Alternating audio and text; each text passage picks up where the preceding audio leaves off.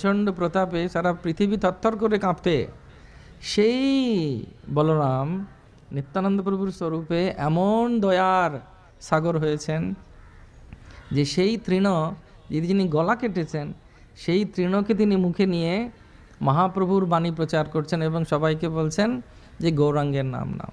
তা একটা গান না গাইলেই নয়, সেটা হচ্ছে নিত্যানন্দ প্রভুরই গান এটা।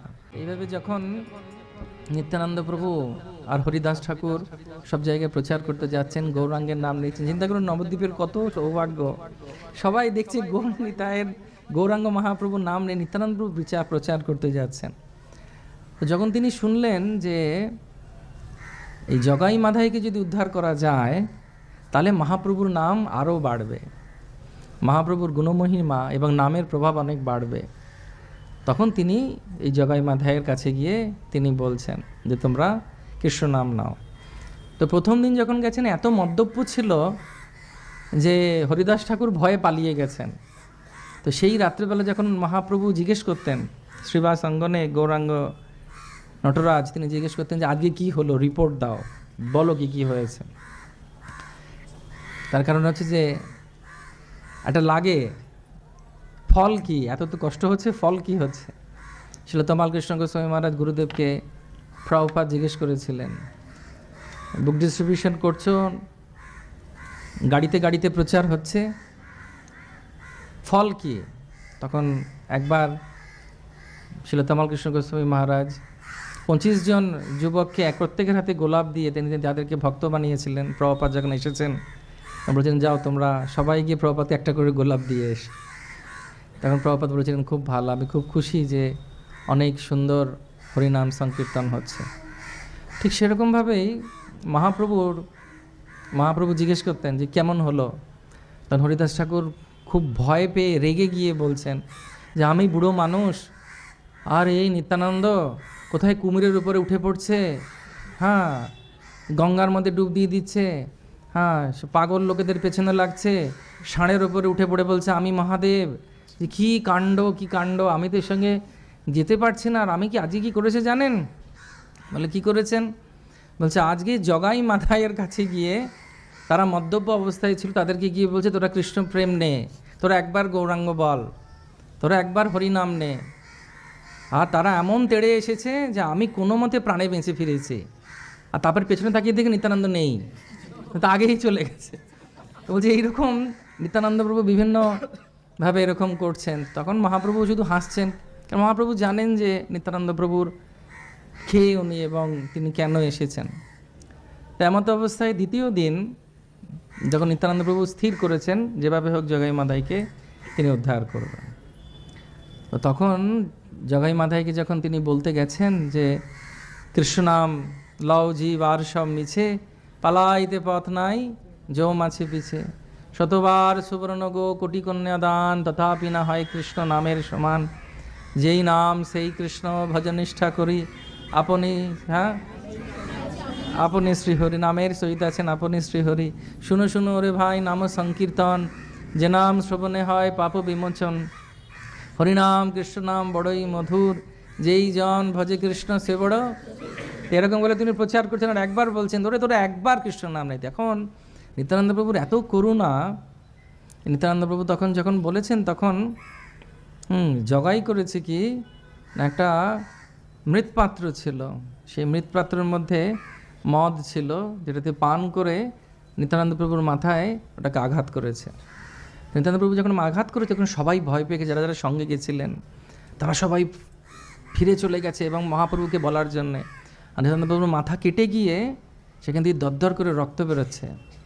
তো সেটা দেখে সবাই স্তম্ভিত হয়ে গেছে যে কি হবে এবার। এবং যখন এইভাবে জগাই মেরেছে তখন মাধাই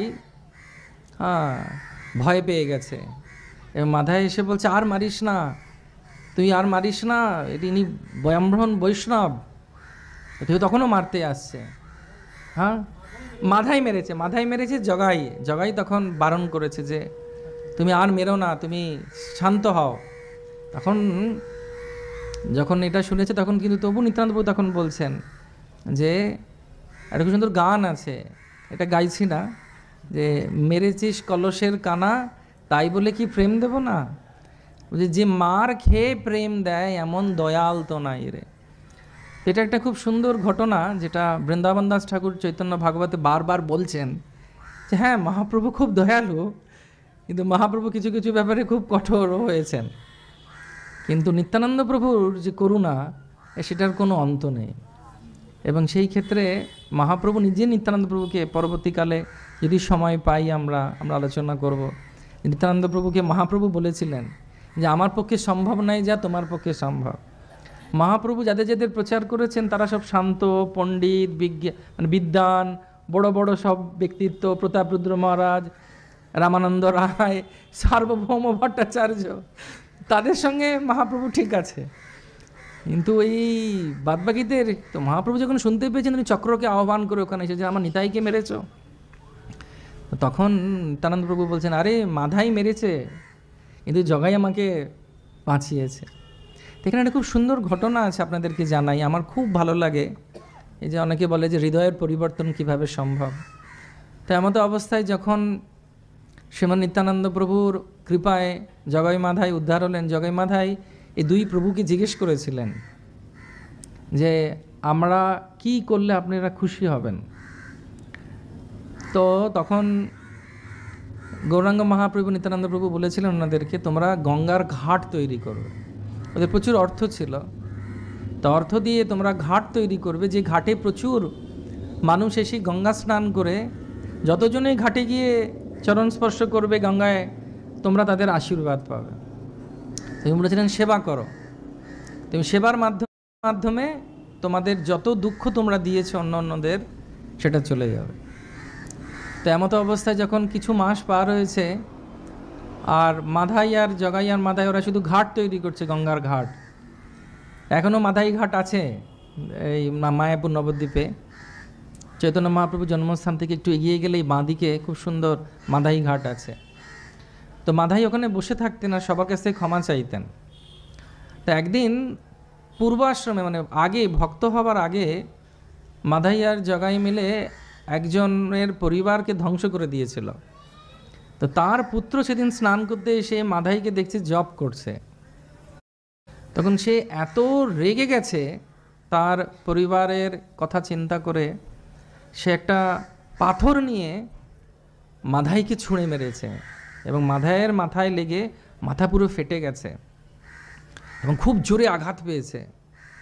তখন সবাই যারা গঙ্গা স্নান করছে তারা খুব ভয় পেয়ে গেছে যে এবার বোধহয় আবার নবদ্বীপে এদের উৎপাত এবং এরা আরও হিংস্র হয়ে উঠবে। আর মাধাইও করেছে কি, সেই পাথরটাকে তুলে সেই ছেলেটার দিকে পদে পদে এগিয়ে আসছে, এবং ছেলেটি তখন অল্প বয়সে ফুঁসছে রাগে, এবং সে তখনও বুঝে উঠতে পারেনি যে কী গণ্ডগোল বা কী অসুবিধের মধ্যে লোকেরা ভাবছে সে ফেলে দিয়েছে নবদ্বীপকে। তো সে যখন অনেক কাছে চলে এসেছে মাধাই তখন সেই পাথরটি সেই ছেলেটির হাতে দিয়ে বলছে, আমাকে আরও মারো, আমাকে আরও মারো, আমি আরও শাস্তি পাবার যোগ্য। যদি তুমি আমাকে না মারো, আমার এই যে যত আমি কষ্ট দিয়েছি বা আমার যে যত আমি বেদনা দিয়েছি অন্যদের, সেটা আমি কিভাবে ফিরে পাবো। তো এটা হচ্ছে হৃদয়ের পরিবর্তন। হৃদয়ের পরিবর্তন হচ্ছে, এটা একমাত্র সম্ভব যখন কেউ আধ্যাত্মিকভাবে শ্রী গৌর নিতাইয়ের চরণে এসে হরিনাম করে সাধু গুরু বৈষ্ণবদের কৃপায় আশীর্বাদে চৈতন্য চরিতামৃত, চৈতন্য ভাগবত, চৈতন্য মঙ্গল এইরকম লীলায় ভরা, এবং তার পরবর্তীকালে তারা মহাপ্রভু এবং নিত্যানন্দ প্রভুর বড় পার্ষদ হন, কিন্তু ঘাট বানানো বন্ধ করেন। তারা সবসময় চাইতেন যাতে তারা সবসময় সেবা করতে থাকেন। এইভাবে শ্রী চৈতন্য মহাপ্রভু কাজীকে উদ্ধার করেন। কাজীর কাছে যারা স্মার্ত ব্রাহ্মণ ছিল তারা গিয়ে বলছেন, চতুর্মাসের সময় কীর্তন করছে কেন? চতুর্মাসের সময় তো নারায়ণ শুয়ে থাকে। তখন ওই খোল ভাঙা ডাঙা আছে নবদ্বীপ মায়াপুরে, তখন এই কাজীর চর এসে মৃদঙ্গকে খোল বলে, এই মৃদঙ্গ নিয়ে ভেঙে দিয়েছে, বলছে যে এটা যেন কীর্তন না হয়। তো মহাপ্রভু তখন গৌরাঙ্গ তিনি সবাইকে আকর্ষণ করেছেন, সবাইকে ডেকেছেন, ডেকে বলছেন আজকে রাত্রেবেলা সোশিয়াল ডিসওবিডিয়েন্স হবে, সমাজে আমরা এর বিরুদ্ধে কথা বলবো। আমাদের দাবি চলবে না, কীর্তন হতে দিতে হবে। হরে কৃষ্ণ হরে হরে গৌর নিতাই ঘরে ঘরে হরি বল। তো এইভাবে তারা শ্রীবাস সঙ্গম থেকে কীর্তন করে, এবং শাস্ত্রে বলা হচ্ছে, চৈতন্য চরিত্র চৈতন্য ভাগবতে বলছে, কোটি কোটি নবদ্বীপ লোক এত লোক দেখেনি, নবদ্বীপে তো লোক নেই, এত লোক এলো কোথা থেকে? তো বলছে দেবতারা এসেছেন মনুষ্য শরীর নিয়ে, মশাল ধরেছে প্রত্যেকে একটা করে। আমি বলছি যে দেখবো যে গৌরাঙ্গ গৌর সিংহ কীভাবে তিনি এই কাজীকে উদ্ধার করেন। তো কাজীর বাড়িতে গেছি, কাজীর দরজা জানলা বন্ধ করে 3-4টে বউ নিয়ে ঘরের ভেতরে থরথর করে কাঁপছে। তো তিনি গৌরাঙ্গ মহাপ্রভু ভিতরে খবর পাঠিয়েছেন যে ভয় পাবার দরকার নেই, অহিংসা, কিন্তু কাউকে মারপিট নয়, সবাই খুব উচ্চস্বরে কীর্তন করছে, এমন উদ্দণ্ড কীর্তন করছে যে কীর্তনের আওয়াজে কাজী ভয় পেয়ে গেছে, কাজীর লোকেরা পালিয়ে গেছে। তো যখন চলে গেছে তখন কাজীকে গৌরাঙ্গ ডেকেছেন। তো গৌরাঙ্গ মহাপ্রভু যখন ডেকেছেন কাজীকে, তো কাজী তখন এসেছেন, কাঁপছে, বয়স্ক। তখন কাজী এসে মহাপ্রভুকে বলছেন, গৌরাঙ্গকে বলছেন, আরে তুমি তো শচীর ছেলে না? সবই জানে, নাটক করছে, তুমি শচীর ছেলে না? ও তো আমার সম্পর্কে বোন হয়, মানে আমি মামা হলাম, মানে কংস মামা। হরে কৃষ্ণ। আর নাম হচ্ছেন কে? স্বয়ং মহাপ্রভু। কলিযুগে কংসরূপে কে এসেছিল? কাজী। নামকে বাধা দিচ্ছে, নাম করতে দেবে না। নাম ও নামই অভিন্নত্যম। তো মহাপ্রভু হচ্ছেন স্বয়ং নাম। তো মহাপ্রভু তখন বলছেন, গৌরাঙ্গ মহাপ্রভু তখন বলছেন, কাজী তুমি কেন বাধা দিয়েছো নামে?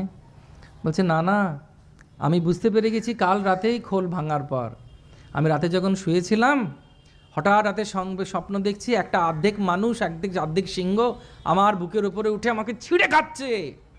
বলছে দেখবে আমার কি হয়েছে? বলে যেই বুকের কাপড় খুলে দেখাচ্ছে, দেখছে অনেকগুলো নখের দাগ আর রক্ত বেরিয়ে গেছে অনেক। বলছে সেই লোক এসে আমাকে বলছে তুমি যদি আর একবার কষ্ট দিয়েছো আমার ভক্তদের, তো ওকে সমূলে উৎপাত করে ছেড়ে দেবো। তখন মহাপ্রভু, তারপরে আরও অনেক কথোপকথন হয়েছিল, সেই বিষয়ে আমরা যাচ্ছি না। তখন তিনি হলফনামা দিলেন আরবিকে, যে এই হলফনামা আমি আজকে দিলাম, আমি বা আমার রাজ্যের কেউ, কোনো প্রশাসন এই হরিনাম সংকীর্তনে বাধা দিতে পারবে না। এবং তখন সেই হলফনামা ভক্তরা নিল, সেটাকে আমরা শ্রীখুন্তি বলি। দেখবেন অনেক জায়গায় এই রকম একটা গোল মতো খুন্তি নিয়ে যায়, সবাই বলে এটা হচ্ছে শ্রীকুন্তি, ওটাতে খিচুড়ি হয়। না না না, ওটা খিচুড়ি বানাবা শ্রীকুন্তি না, ওটা হচ্ছে কাজীর হলফনামা, যার মধ্যে ওটা এখনও আছে। নবদ্বীপের এক জায়গায় এখনও আছে, রাখা আছে। একটি গ্রামে সেটা মেলা হয়, শ্রীকুন্তির মেলা হয়, এবং সেখানে ওই খুন্তি রাখা আছে, যেখানে লেখা আছে যে শ্রী গৌরাঙ্গ সেই সময়কার 550 বছর আগের লেখা আছে, যে আরবিক ভাষায়, যে আমরা এটা শপথ করে বলছি কেউ হরিনাম সংকীর্তনে বাধা দেবে না। তো এইভাবে যখন নবদ্বীপের মূল স্রোত থেকে হরিনাম আসছে, সবাই প্রেমে ভাসছে, তখন একদিন নিত্যানন্দ প্রভুকে ডেকে শ্রী গৌরাঙ্গ মহাপ্রভু বলছেন, এবং ওনার বিবাহ হয়েছে, বাড়ি সব ঠিকঠাক। তো তখন চৈতন্য ভাগবতে খুব সুন্দরভাবে বর্ণনা করা হচ্ছে, সেটা আমরা একটু পড়ব। বিষ্ণুপ্রিয়ানাথ জীবগণ প্রতিকর শুভদৃষ্টিপাত, এই মতে আছেন ঠাকুর বিশ্বম্ভর, সংকীর্তন আনন্দ করেন নিরন্তর। স্বেচ্ছাময় মহেশ্বর এখানে কি করে, ঈশ্বরের মর্ম কেহ বুঝিতে না পারে। নিরবধি পরানন্দ সংকীর্তন রঙ্গে, হরষে থাকেন সর্ব বৈষ্ণবের সঙ্গে। পরানন্দে বিহ্বল সকল ভক্তগণ, পাশরি রহিলা সবে প্রভুর গমন। সর্ববেদে ভাবেন যে প্রভুরে দেখিতে, ক্রীড়া করে ভক্তগণ সে প্রভু সহিতে। যেদিন চলিবে প্রভু সন্ন্যাস করিতে, নিত্যানন্দ স্থানে তাহা কহিলা নির্ভৃতে।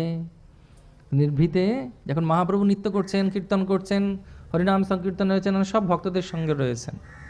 একলা কখনো মহাপ্রভু ছিলেন না, সবসময় ভক্তদের সঙ্গে রয়েছেন।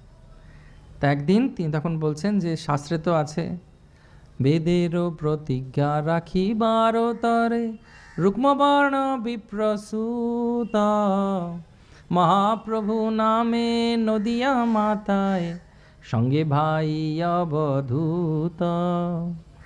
এ মন দুর্মতি সংসার ভিতরে পড়িয়াছি আমি। তো মহাপ্রভু নৃত্য করছেন, গান করছেন, কিন্তু বেদে বলেছেন যে উনি কলিযুগের সন্ন্যাস নেবেন, তো সেটাও তো করতে হবে। তাহলে সবাই, অনেক কারণ আছে মহাপ্রভুর সন্ন্যাস নেবার, তার বিশেষত ওঠে যে লোকে সম্মান করবে, মানবে। তখন একদিন নিত্যানন্দ প্রভুকে মহাপ্রভু ডেকেছেন। সবাই মন দিয়ে শুনছেন, সবাই একবার জোরে বলুন, গৌরাঙ্গা নিত্যানন্দ। তো নিত্যানন্দ প্রভুকে ডেকে গৌরাঙ্গ মহাপ্রভু বলছেন, ওরাও বলছে, কাকেরাও, গৌরাঙ্গ নিত্যানন্দ বলছেন, শুনো শুনো নিত্যানন্দ স্বরূপ গোসাই, এ কথা ভাঙিবে সবে পঞ্চজন ঠাই। বলছে 5 জনের কাছে শুধু এই কথাটা বলবে। স্বরূপ দামোদরকে ডেকেছেন উনি, আর নিত্যানন্দ প্রভুকে ডেকেছেন, বলছেন 5 জনকে বলবেন। এই সংক্রমণ উত্তরায়ণ দিবসে নিশ্চয় চলিব আমি করিতে সন্ন্যাসে। তো উত্তরায়ণ দিবসে সংক্রমণ যখন হয়, সংক্রান্তিতে আমি সন্ন্যাস নেব। ঈশানী নিকটে কাটোয়া নাম গ্রামে তথা আছে কেশব ভারতী শুদ্ধ নাম, তান স্থানে আমার সন্ন্যাস সুনিশ্চিত, এই 5 জনে মাত্র করিবা বিদিত। তো বলছে এই 5 জনকে শুধু তুমি বলবে যে আমি সন্ন্যাস নেব, বাদ বাকি কাউকে বলবে না। এই 5 জন কে কে?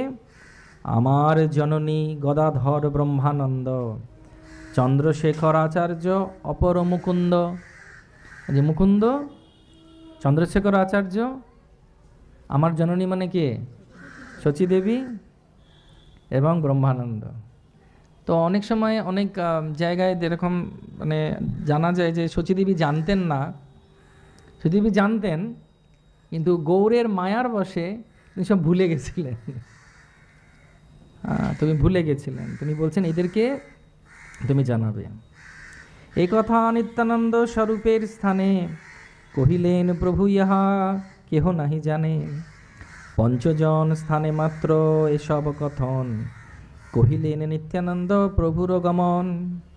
সেই দিন প্রভু সর্ব বৈষ্ণবের সঙ্গে সর্বদিন গঙ্গাইলা সংকীর্তন রঙ্গে। তো সেই দিন, যেদিন সন্ন্যাস নেবেন, রাত্রেবেলা বেরিয়ে যাবেন, তো সেই দিন সব বৈষ্ণবদেরকে সঙ্গে তিনি ছিলেন। তার আগের দিন রাত্রেবেলা থেকে আরম্ভ করে সকালবেলা অবধি এই 5 জনকে জানিয়ে দেওয়া হয়েছে। নবদ্বীপে আর কেউ জানে না, মায়াপুরে আর কেউ জানে না, শুধু এই 5 জন জানে। তো পরের দিন সকালবেলা যেদিন উনি বেরিয়ে যাবেন ঘর থেকে সন্ন্যাস নেবেন, তো সেই দিন সব বৈষ্ণবদেরকে বাড়িতে ডেকেছেন, বাড়িতে ডেকে সংকীর্তন করলেন। পরম আনন্দে প্রভু করিয়া ভোজন, সন্ধ্যায় করিল গঙ্গা দেখিতে গমন। গঙ্গা নমস্করিয়া বসিলা গঙ্গা তীরে, ক্ষণিক থাকিয়া পুনঃ আইলেন ঘরে। আসিয়া বসিয়া গৃহে শ্রী গৌর সুন্দর, চতুর্দিকে বসিলেন সব অনুচর। সেই দিনে চলিব প্রভু কেহ নাহি জানে, কৌতুকে আছেন সবে ঠাকুরের নশনে। বসিয়া আছেন প্রভু কমল লোচন, সর্বাঙ্গে শোভিত মালা সুগন্ধি চন্দন। যতেক বৈষ্ণব আইসেন দেখিবারে, সবাই চন্দনমালা লই দুই করে। হেন আকর্ষণ প্রভু করিলা আপনি, কেবা কোন দিকে হইতে আসিতে নাহি জানি। কতেক বা নগরিয়া আসিয়া দেখিতে, ব্রহ্মাদির শক্তি ইহা নাহিক লিখিতে। তো বলছে সন্ধেবেলা গঙ্গাকে দর্শন করার পর মহাপ্রভু এসে বাড়িতে বসেছেন। তো সব ভক্তরা যারা যারা নবদ্বীপে থাকে তারা সবাই, এতজন জানে না কেন, সবাই ওই দিনই সবাই এসেছে। কেন পরের দিন আর গৌরাঙ্গ কেউ দেখতে পাবে না, নিমাইকে দেখতে পাবেন না কেউ। তো তিনি দেখেছেন সবাই এসেছে, সবার হাতে মালা আছে একটা করে। বলছে যে কোন দিক থেকে যে কে এসে মালা পরাচ্ছে কেউ জানে না, ব্রহ্মাও গুনে উঠতে পারছে না যে এত লোক এলো কোথা থেকে। দণ্ড পরিমাণ হইয়া পড়েন সর্বজন, এক দৃষ্টে চাহেন সবেই চাহেন শ্রীবদন। আপন গলায় মালা সবাকারে দিয়া, আজ্ঞা করে প্রভু সবে কৃষ্ণ গাও গিয়া। তখন সবাই তাকিয়ে আছে শ্রী গৌরাঙ্গ মহাপ্রভুর দিকে। সবাই মালা পরেছে এবং সবাইকে তিনি করলেন কি, নিজের মালাটা খুলে তিনি সবাইকে মালা পরিয়ে দিয়েছেন। মালা পরিয়ে দেওয়ার পরে তিনি সবাইকে বলছেন, তোমরা সবাই বাড়ি ফিরে যাও, কৃষ্ণ নাম গাও, কৃষ্ণের কথা গাও। তারপরে মহাপ্রভু বলছেন, মন দিয়ে শুনুন, বলো কৃষ্ণ ভজ কৃষ্ণ গাও কৃষ্ণ নাম, কৃষ্ণ বিনু কেহ কিছু না ভাবিও আন। যদি আমার প্রতি স্নেহ থাকে সবাকার, তবে কৃষ্ণ ব্যতিরিক্ত না গাহিবে আর। কি শয়নে কি ভোজনে কি বা জাগরণে, অহর্নিশ চিন্ত কৃষ্ণ বলহ বদনে। বোঝা গেছে? কি সুন্দর না? কৃষ্ণ ছাড়া আর কিছু চিন্তা করো না। দেখুন, যদি সবসময় কৃষ্ণ কথা বলে সবাই, একে অপরের সঙ্গে কৃষ্ণকে নিয়ে থাকে, তাহলে ঝগড়া হবে, ঝামেলা হবে? কিছুই হবে না, সব ঠিক থাকবে।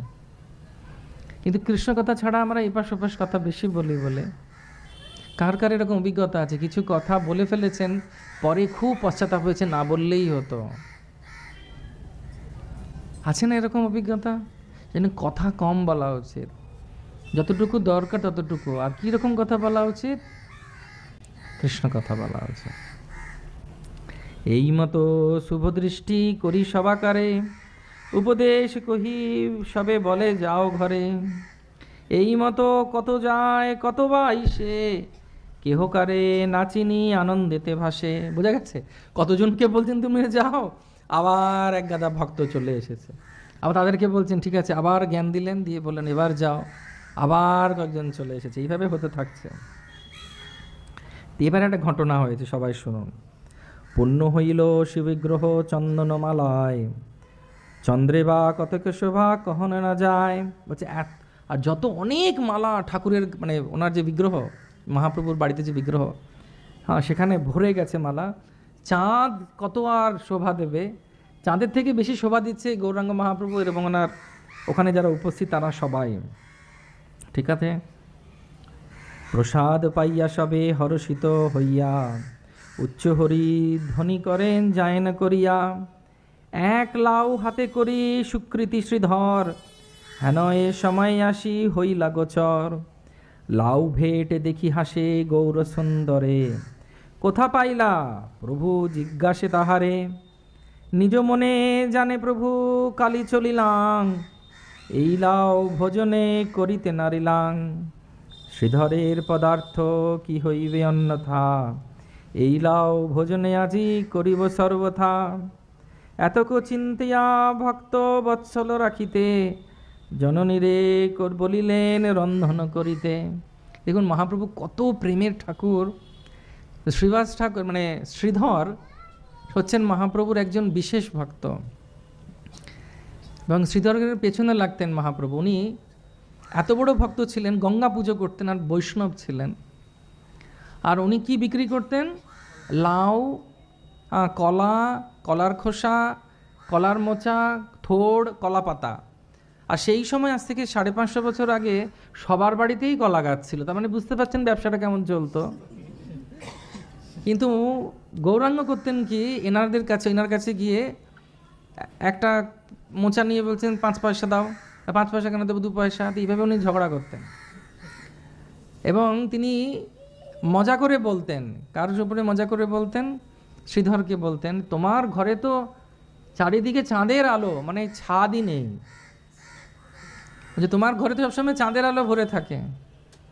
চাঁদের আলো ভরে থাকে মানে কি, তোর ছাদে খুবই গরিব, কিন্তু মহাপ্রভু অনেক বড় ভক্ত। তো মহাপ্রভু যখন দেখেছেন মানে শ্রীধর লাউ এনেছে, তো মহাপ্রভু ভাবছেন কালকে তো আমি থাকবো না, ও লাউটা কি হবে,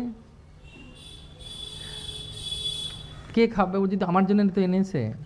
এটা হচ্ছে কৃষ্ণ। কৃষ্ণ খুব পার্সোনাল, খুব ব্যক্তিগতভাবে উনি সবাইকে খুব ভালোবাসেন। ইয়ে যথা মাম প্রথম দন্তে তাম সতৈব ভজাম্যহম। ভক্তগণে সুখ দিতে প্রভুর অবতার। প্রভু কেন এসেছেন? দুষ্টের দমন পরের কাজ, ও এসেছে মানে সাইড এফেক্ট। কিন্তু প্রকৃত কাজ কি? প্রকৃত ওনার ওইটাই উদ্দেশ্য হচ্ছে তার ভক্তকে আনন্দ দেওয়ার জন্য। তো তিনি তখন দেখছেন যে শ্রীধর লাউ এনেছে, কালকে তো আমি থাকবো না, আমি চলে যাব, তাহলে কি করা উচিত? আজকেই আমি মাকে বলি, মা তুমি লাউটা আজকে রন্ধন করো, আমি এটা পাবো। তারপরে তিনি বলছেন, এতক চিন্তিয়া ভক্ত বৎসল রাখিতে, জননীরে বলিলেন রন্ধন করিতে। হেন এই সময় আর কোনো ভাগ্যবান, দুগ্ধ ভেট আনি দিলেন বিদ্যমান। তো লাউ এসেছে, আরেকজন ভক্ত কি নিয়ে এসেছে? দুধ নিয়ে এসেছে। ঠিক আছে? তো যখনই এরকম একটা ভারতবর্ষের বিভিন্ন জায়গায় আছে, বাংলায়ও ছিল, এখনও জানি না আছে কি না, বাড়ির প্রথম গাছের ফল, গরু বাচ্চা দেওয়ার পরে তার প্রথম দুধ, এগুলো সব গুরুজন বা মন্দিরে দিত, দেবালয়ে দেয়া হতো। তারপর মরশুমের প্রথম ফল, প্রথম ফুল, এগুলো সব মন্দিরে দেয়া হতো, তাহলে কি শুদ্ধ হলো, ওটা প্রসাদ হলো। হাসিয়া ঠাকুর বলে, বড় ভালো ভালো, দুগ্ধ লাও পাক গিয়া করহ সকাল। সন্তোষে চলিলা শচী করিতে রন্ধন, হেন ভক্ত বৎসল শ্রী সচিরনন্দন। তাই গৌর প্রেমানন্দে বলছে, ভক্তর লাউটা মানে লাউয়ের কথাও উনি চিন্তা করছেন যে ও এনেছে, কিভাবে আমি ওটাকে ছেড়ে দেবো, থাক। বলবো আর পড়বো? মনে তো হচ্ছে না, কোনো আওয়াজ পাচ্ছি না তো। এই মতে মহানন্দে বৈকুণ্ঠ ঈশ্বর, কৌতুকে আছেন রাত্রির দ্বীপ্রহর। সবারে বিদায় দিয়া প্রভু বিশ্বম্ভর, ভোজনে বসিলা আসি ত্রিদশ ঈশ্বর। ভোজন করিয়া প্রভু মুখশুদ্ধি করি, চলিলা শয়ন গৃহে গৌরাঙ্গ শ্রীহরি। যোগনিদ্রা প্রতিদৃষ্টি করিলা ঈশ্বর, নিকটে শুইলা হরি দাস গদাধর। আই জানে আজ প্রভু করিবে গমন, আহির নাইক নিদ্রা কান্দে অনুক্ষণ। আই মানে মা। এখানে চৈতন্য ভাগবতে, চৈতন্য চরিতামৃতে অনেক মহারাষ্ট্র উড়িষ্যার ভাষা পাবেন। আমরা কিন্তু মাকে মা বলি, হ্যাঁ, কিন্তু ওরা বলছে এখানে আই। আই কিন্তু মহারাষ্ট্রে বলে আই। তো উনি জানেন যে আর কিছুক্ষণ পরে গৌরাঙ্গ চলে যাবে, ছেলে চলে যাবে, একমাত্র ছেলে, আগের ছেলেও চলে গেছে। কিন্তু শচীদেবী জানেন ছেলে চলে যাবে, রাত্রে ঘুম আসছে না। চিন্তা করুন তো সেই সময় সেই মায়ের অবস্থা। কিন্তু সেই মা তো সাধারণ মা নন। প্রভুপাদ যখন বিদেশে যাচ্ছেন, একজনের 11টা ছেলে ছিল, 11টা 9টা বোধ হয়। তার কাছ থেকে বলেছিলেন, একটা ছেলে দেবেন, আমার সঙ্গে দেব, নিয়ে যাব, আমাকে একটু সাহায্য করবে। তো তিনি বলেছেন, কিভাবে দেব? কিন্তু প্রভুপাদের এখন কতগুলো ছেলে মেয়ে, কিছুজন এখানে ছাদে বসে আছে। তো সেজন্যে তখন ওর নিদ্রা নেই। গদাধর হরিদাস উঠিলেন জানি, গদাধর বলেন চলিব সঙ্গে আমি। প্রভু বলে, আমার নাহিক কারু সঙ্গ, এক দ্বিতীয় আর আমার সব রঙ্গ। আই জানিলেন মাত্র প্রভুর গমন, দুয়ারে বসিয়া রহিলেন ততক্ষণ। জননীরে দেখি প্রভু ধরিতান কর, বসিয়া কহেন বহু প্রবোধ উত্তর। বিস্তর করিলা তুমি আমার পালন, পাইলাং শুনিলাং তোমার কারণ। আপনার তিলকর্ধ না লইলা সুখ, আজন্ম আমার তুমি বাড়াইল ভোগ।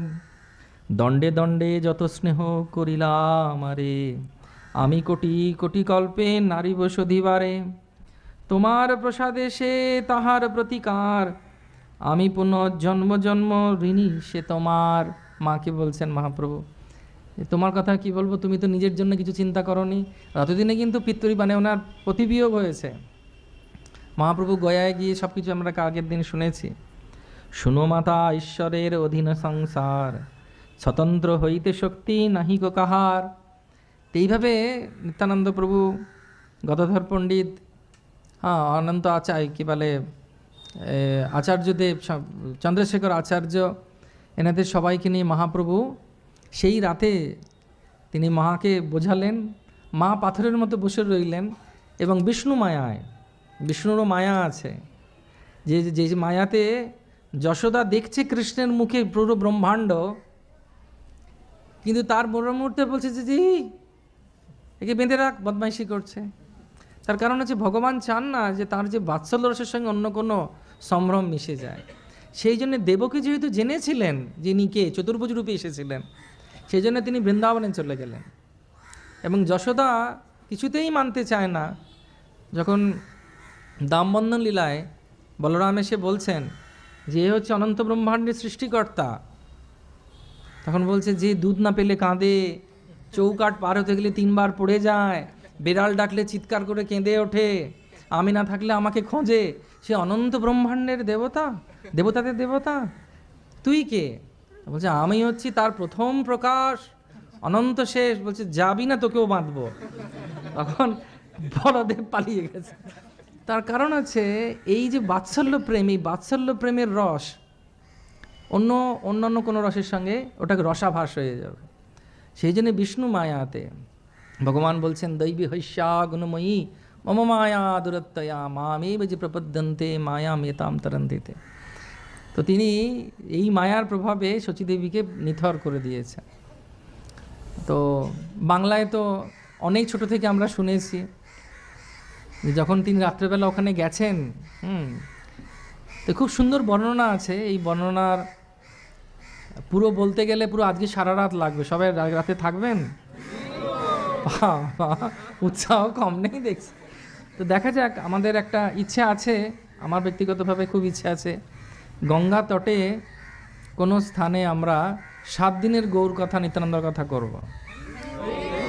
সেখানে মোবাইল নিয়ে নেওয়া হবে সবার কাছ থেকে 7 দিনের জন্যে। গঙ্গায় ফেলে দেওয়া হবে না, কিন্তু যখনই কথা শুনতে আসবে কেউ, মোবাইল জমা রেখে তালা চাবি দিয়ে আসবে।